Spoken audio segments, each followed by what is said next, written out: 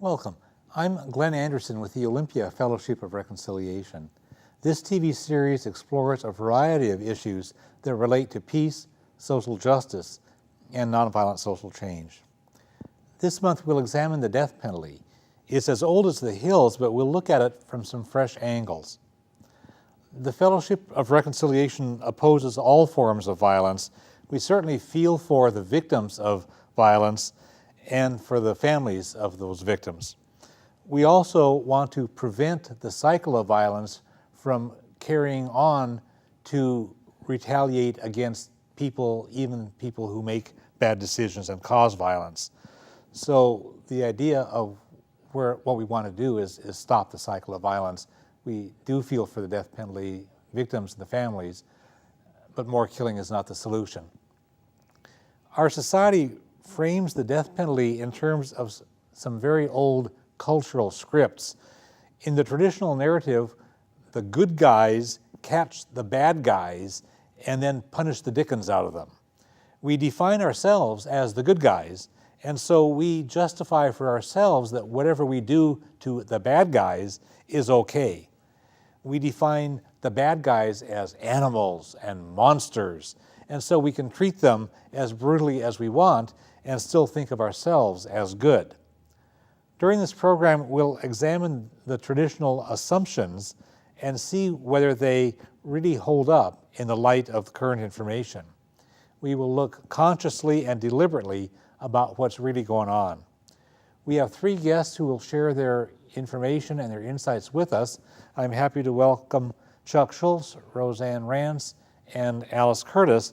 All three are active members of the Olympia Fellowship of Reconciliation's Committee for Alternatives to the Death Penalty, and Alice has also served on the steering committee of the Washington Coalition to Abolish the Death Penalty. I'm glad you're here. Thank you. Thank you. We want to look at first some of the things that the public assumes or takes for granted, like the notion that the death penalty is necessary in order to keep us safe. If people ask you why the death penalty, they'll say, well, we need that to deter crime and keep us safe. How do you respond to that?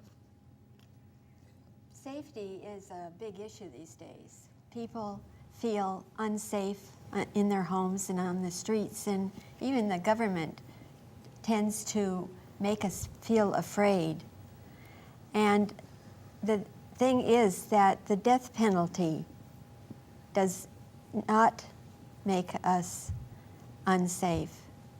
The death penalty, there are so few executions that it's sort of a mute question.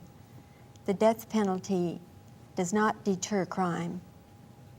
And there have been studies done that try to determine if the death penalty deters crime and makes us less safe.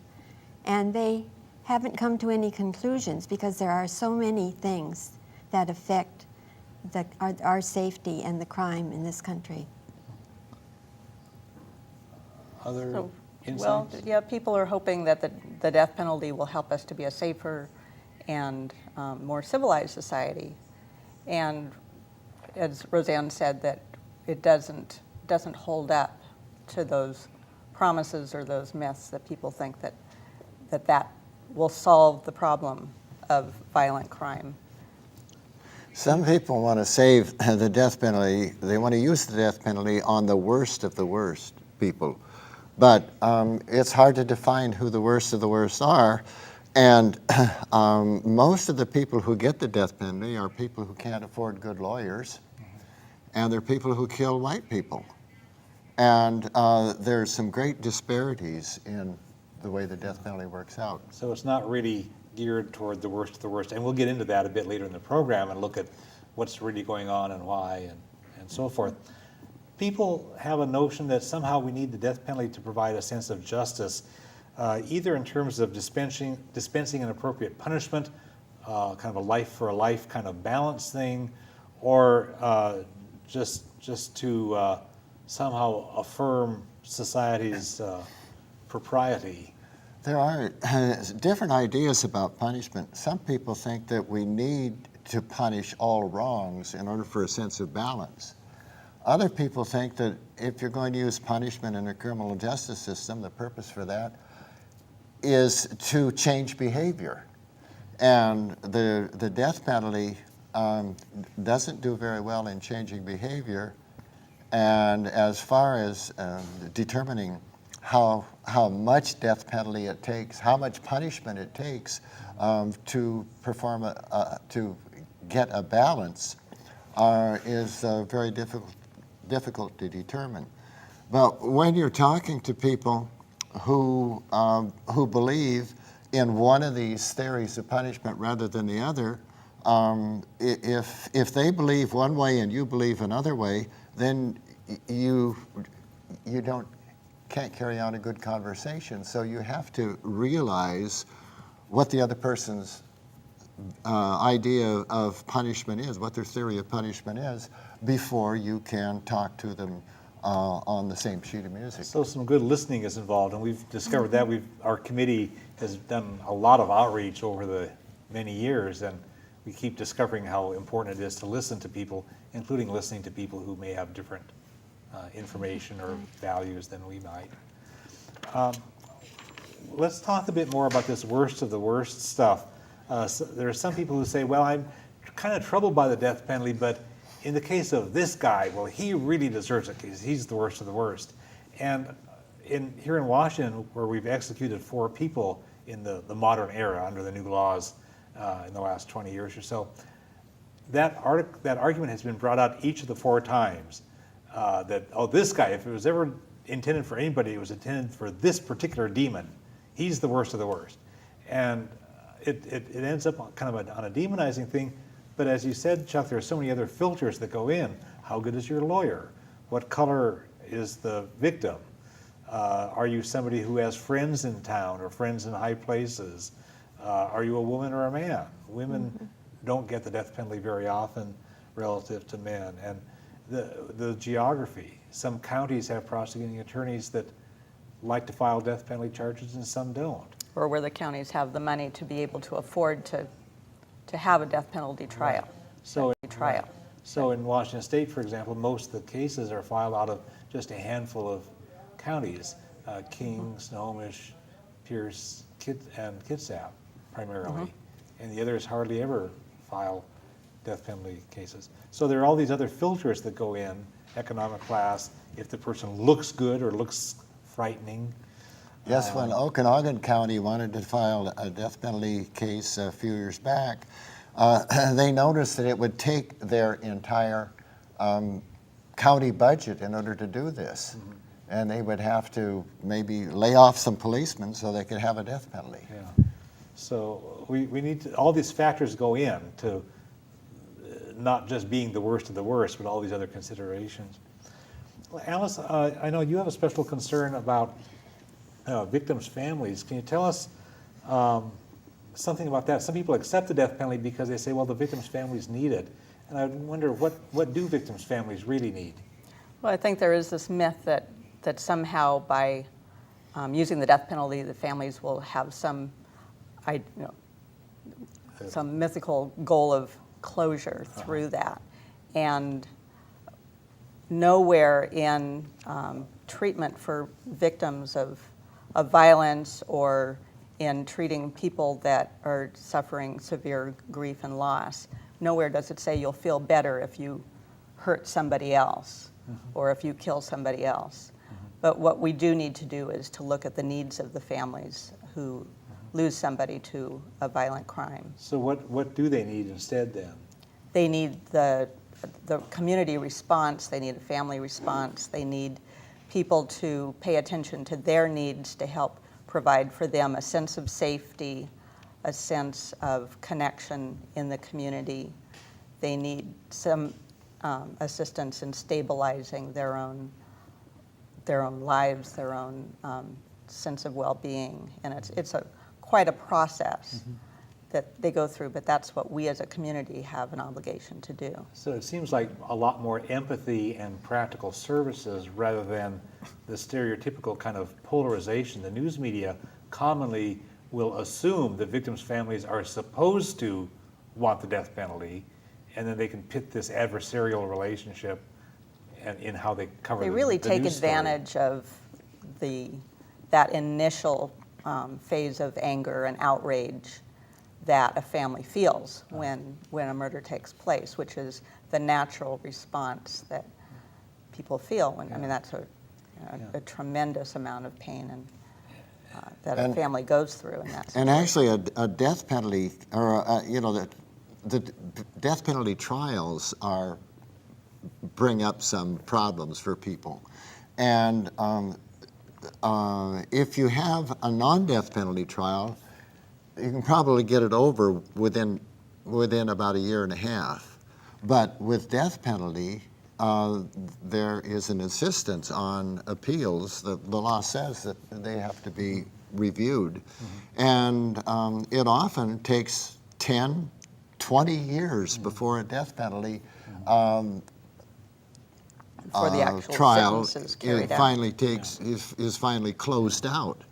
And so where's the closure in this when you have to wait 20 years hoping somebody dies? Yeah, and it's like having a wound that you keep picking at so it never gets a chance to heal, because every step in the process re-traumatizes the family. It's not really a compassionate approach at all. It's not at all compassionate when the family is exposed time and again to the trauma of the facts of what happened. Yeah, I have a friend who that I've known for many decades, since I was in college, and her brother Charlie was murdered, and just a really brutal, nasty murder with a baseball bat, and the TV reporter came up to my friends and Charlie's mother and stuck the microphone in her face and said, "Well, now, are you going to want the death penalty for the guy who murdered your son Charlie?"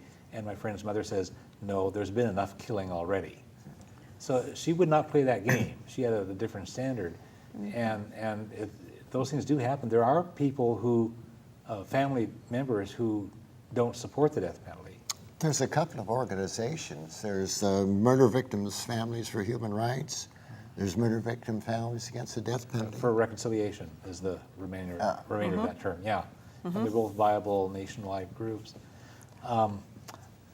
You know, there's a resource that you told me about when we were preparing for the program, a book or something, or a study about what happens if... Well, yeah, there's a concern because victims' families who are in favor of the death penalty are seen as they're more often qualified as genuine victims if they're favoring the death penalty and working with the prosecutor to try to carry out a death sentence. But if a victim's family says, no, we don't believe in the death penalty, then they're seen as siding with the perpetrator of the crime. And so they're sometimes seen as not real victims. And so their needs aren't recognized and acknowledged. And they're grieving as much as anybody So one else. of a study that was done by the Murder Victims Families for Reconciliation involves recommendations. I think you may be talking about Yes. Dignity Denied. Dignity Denied is the title you. Yeah, and that was put together specifically for crime victims advocacy groups to be able to recognize that victims of or families of victims of murder, if those family members are opposed to the death penalty, that they're victims too, and their needs are just as great and just as important as families who are seeking the death penalty. And they're often treated badly by prosecutors who choose not to keep them informed of progress in the case, or they're not allowed to speak up in the sentencing trial, phase. the sentencing. Yes, that's right. Yeah, phase there of have the been trial, cases right. where they're not. So you can only speak at the sentencing phase if you're going to support the death penalty, but not if you're going to say don't give the death penalty. Exactly. So that's not justice.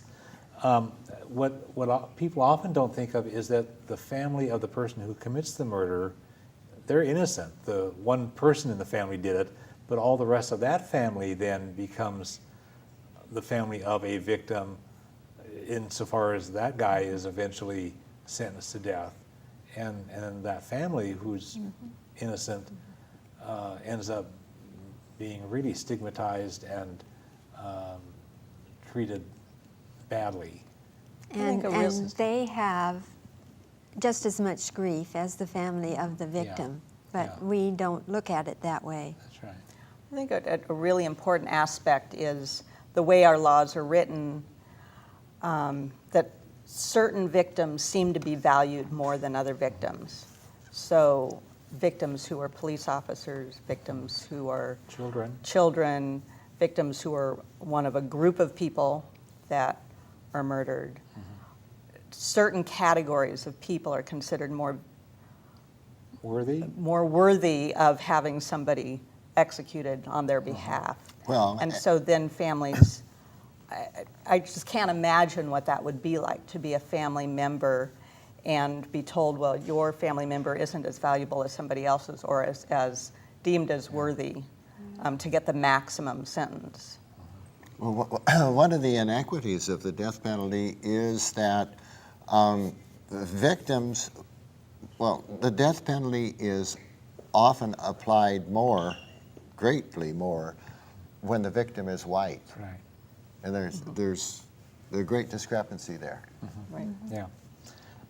There's another common thing floating around where people say, why should I pay all my tax dollars to keep this guy alive in prison for years and years? Let's save money and use the death penalty. And so people assume that the death penalty costs less. And I wonder if anybody could shed Actually, some the light. death penalty costs a lot more. The death penalty trial is more extensive, it takes longer. There's more money for everything, more money for investigation, more money for the defense, more money for keeping the jury going for a longer period of time. Plus the second trial for the sentence. Right. In a death penalty, there are two trials. There's the guilt or innocence trial, and then you gear the whole thing up again to make the death sentence versus life without parole sentence. And beyond that, there's all the time for the appeals. Yeah. Now, the death penalty trial itself costs about 3 times as much as the non-death penalty trial. And then by the time that you go through all of these appeals, it costs a lot more than it would cost for a non-death penalty trial. And then what happens is a lot of these people still end up being, for whatever reason, taken off death row because of some errors in the trial or whatever. And so we've gone through all that expense up front, or in some cases they just get old and die of natural causes, and the public doesn't get the payoff. And so when you look at, I've seen reports where they calculate the payoff of the actual execution versus the amount of money that's spent on putting all these other trials through all those processes. It's quite disproportionate. Over a period of 24 years, the state of New Jersey spent $253 million more on death penalty trials than they would on non-death penalty trials. And during that time, they executed nobody. And they ended up, after the legislature took a look at what was going on, they are one of the 14 states now that does not have the death penalty anymore. We keep hearing a lot about cases where the death sentence is overturned because of errors that occurred during the trial, and there are various kinds of errors. And I know you've looked into this. Why do so many errors occur in death penalty cases? Well, there's a lot more errors in death penalty cases than there are in other cases. In regular violent crime trials, a very small number of the people actually go to trial because if there's not enough evidence, they dismiss the case. Excuse me. And in the death penalty trial, even it's such an important thing that somebody's been murdered that they go to trial whether they have really good evidence or not. Okay. And therefore, sometimes they trump up a little bit of evidence. But another thing is the death penalty trial is so complicated and there's so many rules that they have to follow. There's a lot more opportunity for error. Yeah. And there's also a lot of fuzziness in the definition of what's an aggravating factor and what's a mitigating circumstances. I mean, there's just all this stuff. Well, and then we have this case in Georgia that has been in the news. Yeah, leading Troy up to this, Davis. and we'll talk about it in a minute, but basically that was one of these things where they didn't have anything to go on. No murder weapon, no DNA evidence, no real solid physical evidence, no nothing. But the victim was a white police officer, and they found a black guy to pin it on, and it looks as though the black guy who they're pinning it on was fingered by The actual murderer. So he went to the police and said, "This guy did it," and then the police were able to pressure a bunch of other people to give false testimony because it was such a high-profile case, like you were saying, and it was a white police officer, as you were saying, where police officers tend to be valued more than others. And all this stuff is compounded, and this has been, almost 20 years now. Yeah, there were 9 people who had testified against him. One of them was the probable murderer. One of them said he had the same color clothes, but I'm not sure it was the guy. The other 7 people have all recanted their testimony. Yeah. And some of them have said that the police twisted our arms to give testimony. Or in one case, evidently they told a woman that she would have to go back. She was on parole. And she was going to have to go back to jail if she didn't testify. So it's a threat. So, Yeah. Of the errors, of the false convictions, the largest reason for false convictions is perjury. Yeah, people saying stuff that's not true. And it's either the person who actually committed the murder or a jailhouse snitch who has something to gain. Yeah. It seems like in some cases like this one that they find somebody to pin it on, and they want so much to solve this case that they don't listen to anything else. They just stick with that person. Right. That's what, in the background I've read about that case, it says that as soon as they fingered Troy Anthony Davis, they quit looking at anything that would lead to anybody else, and they disregarded all the evidence showing that he was probably innocent because they had their guy. And several people told them that the guy who fingered him had a .38 pistol, and it was a .38 pistol who killed him. Yeah. Let's talk for a bit about lethal injection. That's one of the problems that's starting to surface about the death penalty. That we over the years, we've had different kinds of execution methods. The electric chair, over 100 years ago, that was supposed to be the modern, clean way to do it, and then that turned out to be unacceptable. And gas chamber, likewise, oh, that's going to be the modern good way, and now it's lethal injection. What's going on with lethal injection? Well, it was supposed to be the newest, most humane way to execute a person, just as the guillotine was designed actually as a fast and easy method and a humane way to execute someone. So each generation, as you've said, has come up with some other method that they thought was going to be the most humane. So lethal injection, one guy came up with a formula for using 3 different chemicals. One to put somebody asleep, a second one to paralyze the person, and a third one which stops the heart. And the combination of the 3 was supposed to make a nice, easy death that was easy to watch, because a really huge part of this is people want to be able to witness the execution, but they don't want it to be ugly.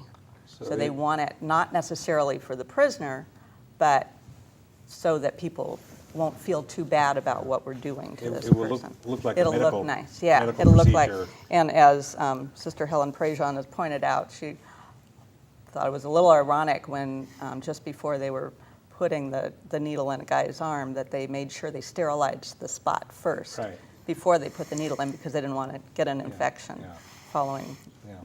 So there's problem now with the lethal injection procedure. So, well, what's interesting is one of the chemicals that is used, the one that supposedly paralyzes or suppresses the system, paralyzes the person, makes it look like the person isn't experiencing pain, but the pain is actually going on inside their body. But because they're paralyzed, their They're body paralyzed, just they can't can't move, they it. can't react. And so from the outside, you can't see what kind of pain is happening.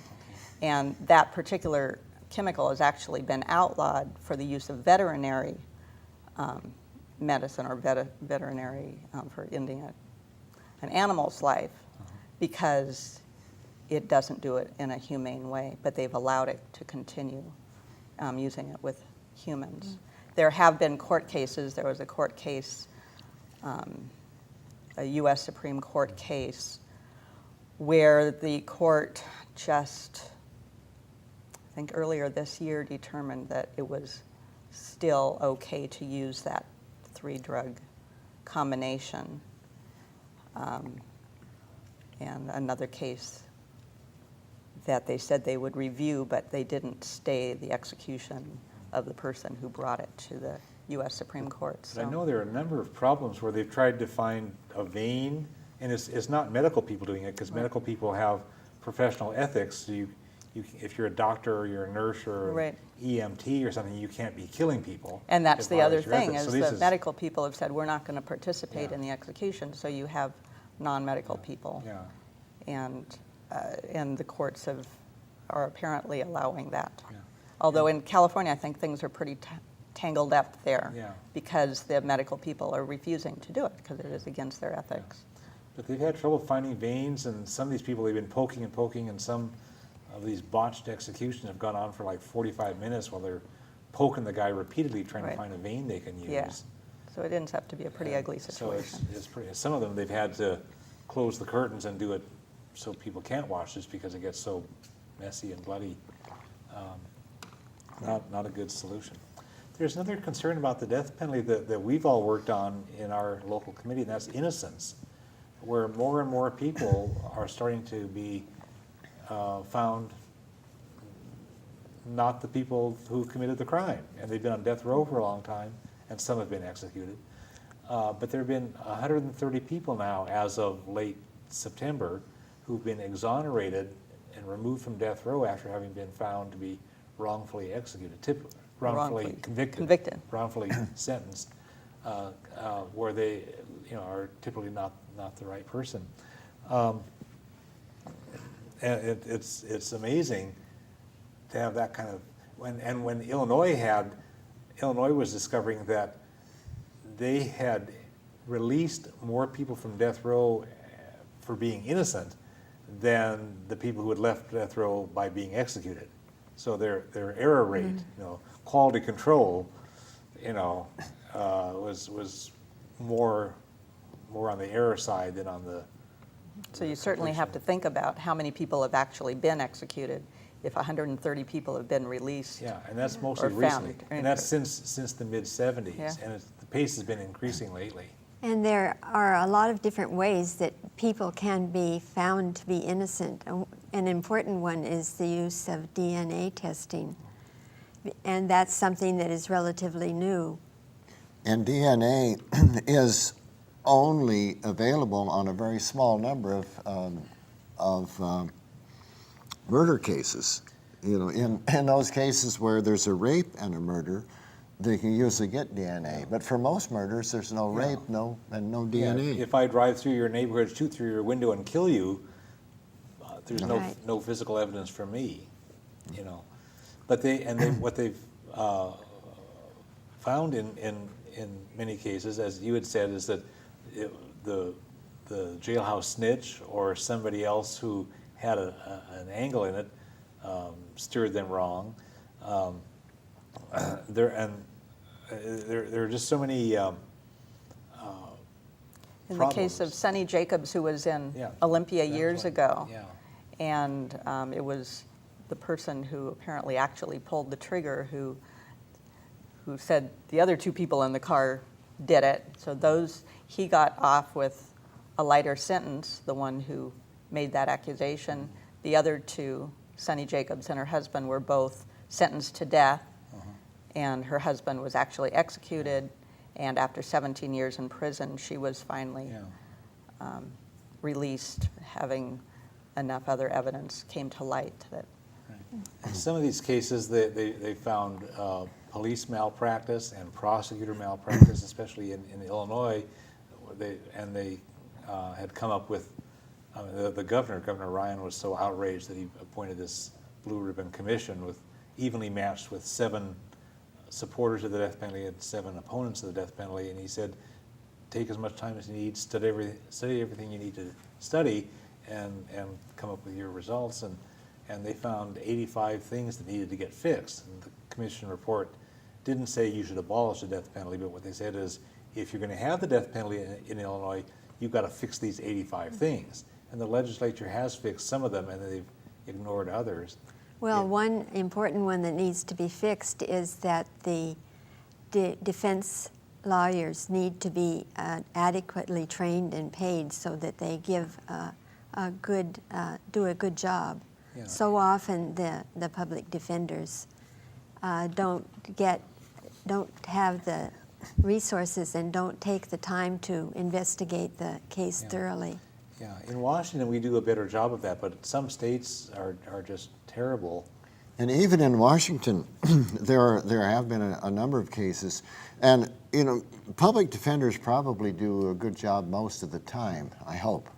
And but in those cases where there is exoneration, where they do find there's a problem, in those cases there are a lot of the times it is because of poor defense by the public defenders. Yeah. Well, it's a specialty. It would be like if you need heart surgery, they don't just get some general practitioner, some family doctor to say, here, do this person's heart surgery. You want to get a specialist. And this is a specialty because it's so complex. And in Washington, you do have to qualify. Washington's You good. have to be qualified as a defense attorney That's who right. can do death penalty cases. Yeah. Although one of our best defense attorneys has pointed out, even then, that it's not a perfect system as far as. Well, there's so many What's things. The death penalty lawyer should do a good investigation, and then they need to do a good job of cross-examining the witnesses, and they have to know the death penalty law, and they have to know when to make challenges and so forth. Yeah. And then a lot of times, and then you need a defense also when you are going through your appeals. Right. And in the state of Washington, when you're going through the appeals, then a death penalty defense is provided. But if you have appealed it to a federal court, you won't necessarily get a lawyer, a public defender. But you have to make a case that you need a public defender before the federal government will supply it. So even with the very best attorneys, and I have to speak as one who's related to a public defender, that they're working really hard, but the trials are so complex, and once the prosecutor decides to ask for the death penalty, your standards are really high, and so just the costs of the investigation and all of the evidence that needs to be presented is a huge expense. And often the defense doesn't have the resources to do the investigation. Right. In some cases, there are witnesses, but the witnesses in some other part of the country, there's no money to fly them here to testify. So, and again, Washington is better than many other states, but there's still an imbalance. You've expressed concern, Alice, about the employees within the prison who are traumatized over and over again as they carry out repeated executions. Texas, of course, has executed 414 people. Virginia has executed 102 people. This is just since the death penalty laws changed in 1976. And there are 11 other states that have each executed 20 or more people. So some of these people in the prisons are repeatedly traumatized. Tell us about that. Yeah, the people who are involved in carrying out the execution are everyone from the warden to the chaplain to all of the people who work in the prison who are assigned specific duties in carrying out executions. And there's a powerful recording put together by people who are part of that system in Texas, talking about their experiences in participating, and they have either participated in or witnessed 30, 60, 100, 170 executions each. And this also includes reporters who are there witnessing what's happening. So they talk about their reaction to being there in the room when somebody is being put to death at their hands, and the eyes of the person looking at them at the moment of death. And one person in particular talked about years later feeling as if he is back in that room with those eyes looking at him time after time. So he said it's like watching a slide projector, and not every time he closes his eyes, he sees the eyes of somebody looking at him who's being put to death. And those are some of the symptoms of PTSD, post-traumatic stress disorder.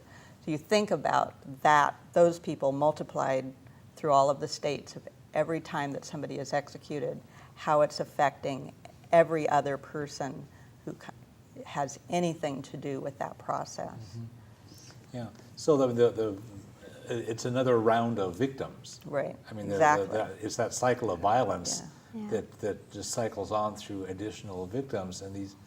And not only, the people who are in the room, but the people who are witnessing the execution, the people who are there because they're related to the person who's being executed, or the people who are in the room who believe that they'll feel better because they're related to the victim. Yeah. But the deaths, executions are really hidden things. The people in general don't ever think about executions because they never see one. Mm-hmm. And so I found in talking to people, it just isn't at the top of their priority list when they think of problems. And they don't know all the complexities that make the death penalty such a burden on our society.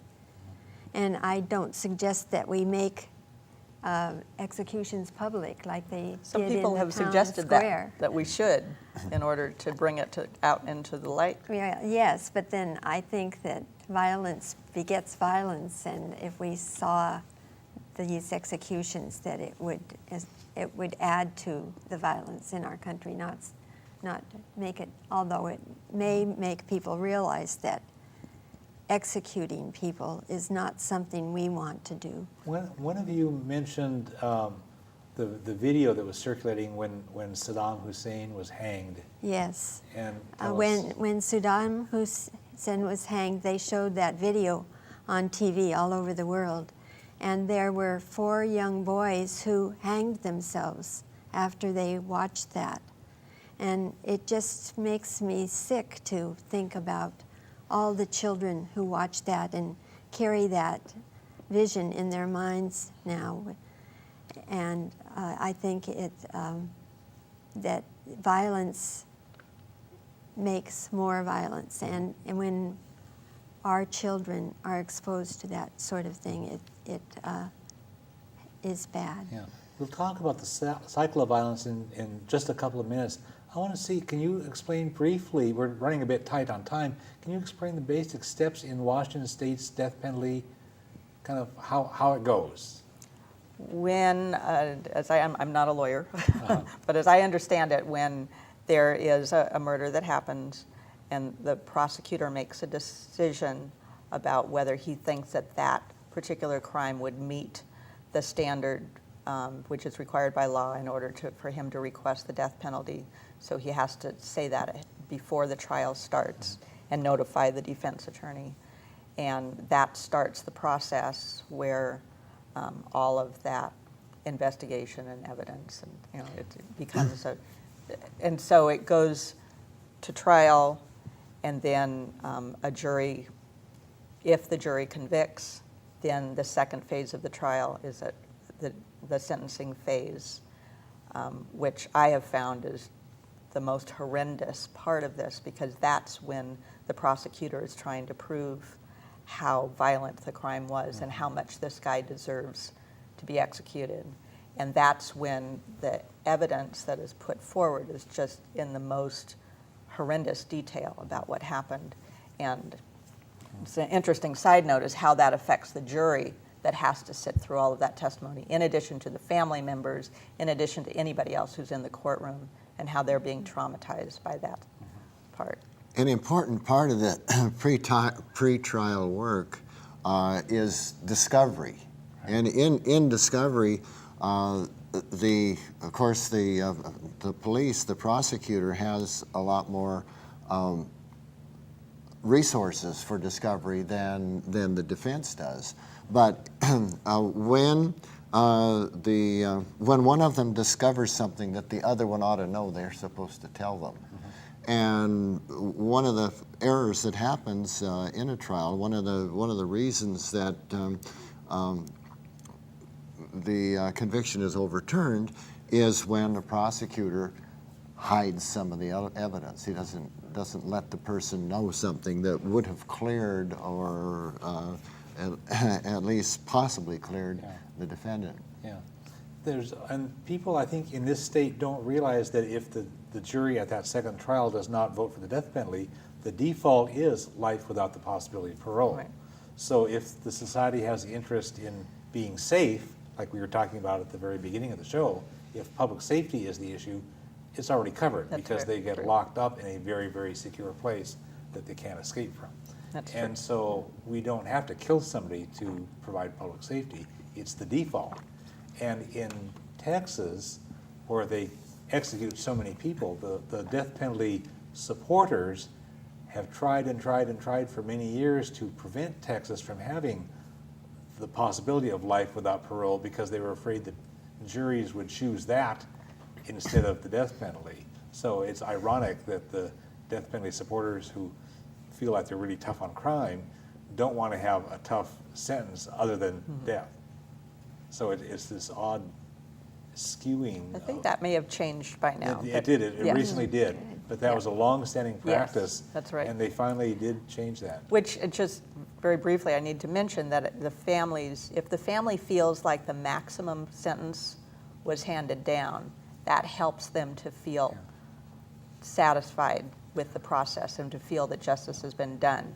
So if the maximum sentence is the death penalty, that's often what they're going to go for. But if the maximum sentence available is life in prison without parole, and the death penalty isn't even on the table, the family of the victim can feel that justice has been done because my loved one, the maximum sentence, the guy will stay in prison for life. You have a story about that from the mid-'70s during that little gap of time when there was not a death penalty. Well, I thought it was interesting that there was a case in Olympia that was a cold case for years. A young woman was murdered, and she was murdered in 1974, which was the period of time when we didn't have the death penalty. And the case was solved. The person was tried and convicted, and the whole trial took a day and a half or 6 days. It was an amazingly short window of time. And he was sentenced to life in prison, I think life in prison without parole. And the family felt, thank goodness, justice has been done. So, and the death penalty wasn't an issue, so it made the whole thing move more quickly. Yeah. Rozanne, how do we stack up against other nations in death penalty? What's going on in the rest of the world? We stack up poorly. All of the nations, all of the countries in the European Union do not have the death penalty. In fact, if they want to join the European Union, they have to give up the death penalty. And so all of the Western European nations do not have it. And it puts us in a position with a lot of countries who don't have good human rights laws, such as China and Saudi Arabia, several. So we are standing with those who do not treat their citizens with good human rights laws. Let's talk just a bit about the cycle of violence. We got into it a little bit, and it seems like in conversations that we've had over the years, us and others with our local committee, the Committee for Alternatives to the Death Penalty, for a lot of people that's an important thing, the idea that it just perpetuates more violence. Can tell us something about that angle? Yeah, I think people think that if we execute people, that they won't be able to do any more violence. And I think it has the opposite effect on us, that when we do violent acts as a country, then people think that it's okay for them to do violent acts in their homes, in the streets of their communities. The Coretta Scott King's widow, who was the widow of a murder victim, of course, said state-sponsored executions set a dehumanizing example of brutality that only encourages violence. That's Coretta Scott King, who was Martin Luther King's What did widow. I say? Did I say it wrong? Yeah. Okay. Okay. So But- it gives that, it makes it look as if in order to solve the problem of violent crime or to solve the problem of violence that we need to perpetuate more violence. We need to use violence to get rid of it. Yeah. And what we know is that that's ineffective. It doesn't work with small children if you hit them to teach them that it's not okay to hit their brother, and it doesn't work to kill people Yeah. to show that killing is wrong. Yeah, it teaches them it teaches the little kid to hit people. Right. You know, that's what. There's a widespread opposition to the death penalty within the religious community. It's not uniform, but it's widespread. The mainstream Christian groups, at least, are pretty much unanimous. I mean, pretty much every major denomination has strong statements opposing it. And not just Christian groups, not non-Christian just- groups also. Right, Yes. but I mean, but there it's among the mainstream Catholic and Protestant groups. It's pretty much uniform across those national Well, I bodies, think these people as well as really others. Yeah. believe that it is immoral to kill somebody. And so it makes our government and ourselves do an immoral act when we execute somebody. And what does that do for our sense of democracy if the government does things that don't represent us or make us complicit in some government crime? It's a very distancing thing from the whole concept of democracy. It alienates us from.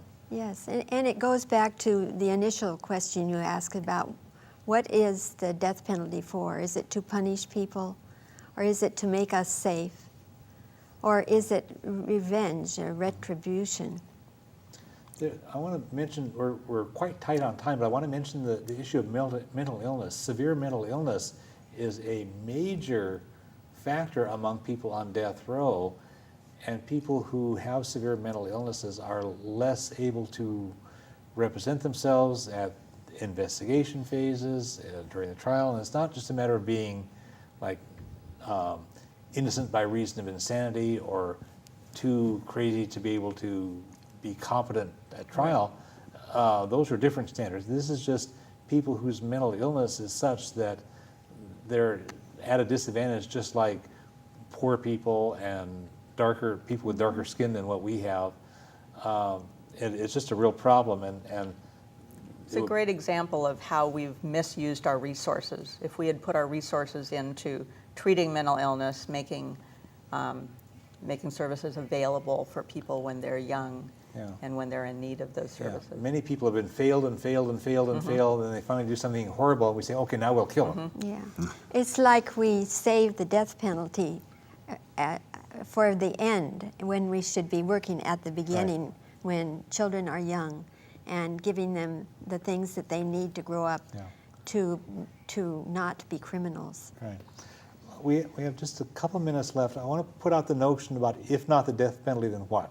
Because people might say, I can agree with you, but boy, if we give this up, we're going to be missing some good resource that we have available. Well, as we've said, that most of the countries, well, half the countries in the world don't use the death penalty at all. A quarter of the states in the United States don't have the death penalty. And of the people who commit crimes, about 1% of them get the death penalty. Yeah. I mean, of people who commit murder, Right. a very small number of them get the death penalty. Most in this state and in other states that have the death penalty, most people get a non-death penalty trial, which is a lot less expensive and quicker. And so only a small fraction of them get the death penalty, and of those, very few of them are ever executed. Yeah. So we're already dealing with the absence of the death penalty for practical purposes. Yeah. Yeah. Yeah. We want to just put a quick plug in for the committee that we're all a part of, the Olympia FOR's Committee for Alternatives to the Death Penalty. We meet currently it's one Tuesday evening each month down in downtown Olympia. And we do a lot of outreach, we educate ourselves, we try to connect with a bigger community. We're on TV right now. Yes. We are determined to be finished with the death penalty in Washington State, in this country, in the world. Right. And we invite everyone to join us and help bring your ideas, your energy, your sense of humanity and compassion. And we together will work toward eliminating the death penalty. And we have a pretty good time. It's a friendly, informal group, and Yes, but we make progress. We have fun, and we learn about things that are important. Right, and people can call in area code 360. People can call 705-8520 to connect with the committee. We have other resources that we can list at the end of the show because we're running tight right now. But the Washington Coalition to Abolish the Death Penalty, both Alice and I have served on that steering committee for a number of years. There's the National Coalition to Abolish the Death Penalty. Death Penalty Information Center is a great resource, and people can contact the Olympia FOR if they miss the lettering at the end of the program. We're hoping that people will be able to connect with the information we've provided, help maybe play with some thinking and explore some new angles, because the things we've been talking about are not really covered in mainstream media. The mainstream media take pretty much a straight line on the thing, and they don't raise these interesting angles that you've all been doing. What would you like our viewers to do, and very briefly? Well, we'd like our viewers to think about, what the death penalty is good for. Why use it? And what would be the advantage of not having it? Okay. Well, I would encourage people to find some problem that we have, whether it's the death penalty or something else, to work on, to make it better, especially those who are retired and might have some extra time. Use that time and energy to make the world a better place. Okay, thanks. Yeah. Alice? Death penalty is an issue that I think all of us hope we can actually make it go away in our lifetime. And it's a very specific way to work on the problem of violence in our society. And there's a lot to be learned and a lot of work to be done, but it can be done. Great. Well, thanks. I want to thank all of you for helping out. The death penalty makes a lot of promises. It promises to keep us safe. It promises to provide justice. It promises to help victims' family and even save money. But the truth is that it doesn't do any of those things. It's been in practice for thousands of years in many parts of the world and for several centuries here in the United States. But the evidence shows that the death penalty does not provide what it promises. Instead, it causes additional problems. It makes racism worse with deadly consequences. It's biased against poor people. It's biased against people with mental illnesses. It perpetuates the cycle of violence. It's used in such arbitrary and capricious ways that it can't provide true justice because it's so inconsistent. And the long experience with the death penalty is convincing more and more people, not only in the US but around the world, that we have to stop tinkering with it. We just can't fix that unworkable system, and we just need to abolish it. People who want to abolish the death penalty are up against stereotypes and cultural images. We have too many movies with good guys and bad guys where the violent shootout at the end brings justice, and the death penalty draws upon that kind of mythology and imagery that think that some big violent conclusion will fix things. It doesn't work. That myth of redemptive violence is a sham. It's long past time to grow up and let those things go. Let's build a society that's rooted in fairness and in true justice. The death penalty is a relic from the past, and we need to just let it go. So I want to thank Chuck Schultz and Rozanne Rants and Alice Curtis. Thank all the folks who've been watching. The Olympia Fellowship of Reconciliation can provide a lot of additional information about the death penalty and a whole lot of other issues that relate to peace, nonviolence, and social justice. You can contact the Olympia Fellowship of Reconciliation at area code 360-491-9093 and the website www.olyfor.org, olyfor.org. We're all one human family. We all share one planet. We can make the world a better place, but we all have to do our part. And the world needs what you have to offer. Thanks for watching.